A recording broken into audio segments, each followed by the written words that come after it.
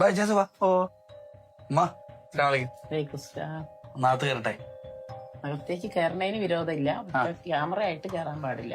ഒന്ന് കയറി വേണ്ട, ഫോട്ടോ എടുക്കാൻ സമ്മതിക്കില്ല. പറ്റില്ല, നമ്മളെ കയറ്റില്ല, ഇറക്കി വിട്ടു.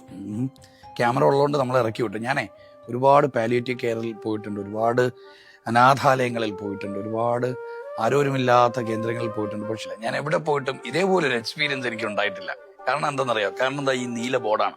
ഇങ്ങനെ ഒരു ബോർഡ് ഞാൻ എവിടെയും കണ്ടിട്ടില്ല. എന്താ നോക്കി, അതായത് ഇതിനകത്ത് നമ്മളെപ്പോലെ രക്തവും മാംസവും സ്വപ്നവും ആഗ്രഹങ്ങളും ഇഷ്ടങ്ങളും കുടുംബവും ഒക്കെ ഉള്ള കുറേ മനുഷ്യരാണ് കിടക്കുന്നത്. അങ്ങനെ ഒരു വീഡിയോയുടെ മുന്നിലും വന്ന് നിർത്താൻ ഇവിടെ ചിലർക്ക് താല്പര്യമില്ല. എന്നെ വീട്ടിനകത്ത് കേറ്റാത്തതിന്റെ പുറകിൽ ഒരു വലിയ കഥയുണ്ട്, ഒരു വലിയ സ്വപ്നമുണ്ട്. ഒരു വേലായുധേട്ടനെയും സരോജിനി അമ്മ ഇവർക്ക് വേണ്ടി തുടങ്ങിയ ഒരു ഉദ്യമമാണ്. അവർക്ക് വേണ്ടി ഒരു വാടകയ്ക്കൊരു മുറിയെടുത്ത് തുടങ്ങിയതാണ്. അവർ രണ്ടുപേരും മരിച്ചുപോയി. 2022 ഫെബ്രുവരി 5-ാം തീയതിയാണ് ആശ്രയം കെയർ ഹോം നമ്മൾ തുടങ്ങിയത്. അത് ഇവിടം വരെ 25 അന്തേവാസികൾ നമ്മൾ ഇവിടെ എത്തിച്ചിട്ടുണ്ട്. ഈ വീട്ടിനുള്ളിൽ അതിൽ 12 ആളുകൾ മരണപ്പെട്ടു. വിവിധതരം അസുഖങ്ങൾ ബാധിച്ചവരാണ് ഇവരെല്ലാവരും.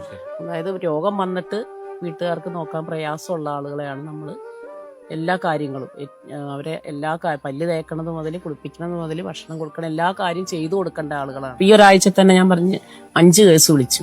പക്ഷെ നമ്മൾ എവിടെ കിടത്തുന്നല്ല. പക്ഷെ അവരെല്ലാവരും നമ്മൾ കൊണ്ടുവരേണ്ട ആളുകൾ തന്നെയാണ്. പക്ഷെ നമുക്ക് നിവൃത്തിയില്ല. മറ്റുള്ളവർക്ക് വേണ്ടി സ്വപ്നം കാണുമ്പോ സ്വപ്നത്തിന് അതിരുകൾ ഉണ്ടാവൂല എന്ന് പറഞ്ഞതിന്റെ തെളിവാണ് ഈ വാടക വീട്ടിൽ നിന്ന് കിടക്കാൻ മാഷിന്റെ സ്വപ്നവും ഉമ്മയുടെ സ്വപ്നവും ഒന്നും അനുവദിക്കുന്നില്ല. ആരോരും ഇല്ലാത്തവർക്ക് വേണ്ടി നമ്മളൊരു സ്വപ്നം കണ്ടാലേ പടച്ചവും മേളി വെറുതെ ഇരിക്കില്ല. മനുഷ്യന്മാരുടെ മനസ്സിൽ ഇങ്ങനെ തോന്നലുകൾ ഇട്ടുകൂടെ.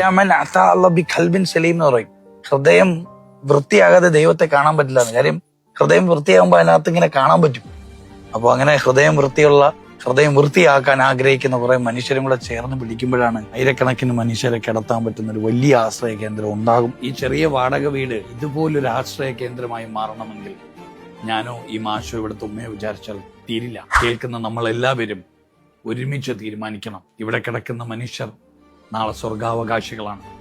ഇതൊരവസരമാണ് സ്വർഗാവകാശികളുടെ കൂടെ നാളെ സ്വർഗത്തിലെത്താൻ, സ്വർഗീയമായ ഒരു ജീവിതം ഈ ഭൂമിയിൽ ജീവിക്കാൻ ഒരവസരമാണ്. ഈ വീഡിയോ കാണുന്ന നമ്മൾ ഓരോരുത്തരും, ഇവിടെ ഉറങ്ങുന്ന കുറെ മനുഷ്യരെ ആരുടെയും മുന്നിൽ കൈനീട്ടി യാചിക്കാതെ, ആരുടെയും മുന്നിൽ അവരുടെ കാരുണ്യത്തിന്റെ ചിത്രം എത്തിക്കാതെ അവരെ ആശ്രയ കേന്ദ്രത്തിൽ എത്തിക്കുന്നത് വരെ ഈ വീഡിയോ മാക്സിമം ഷെയർ ചെയ്യുക. ഉത്തരവാദിത്തമാണ്, അവസരമാണ്.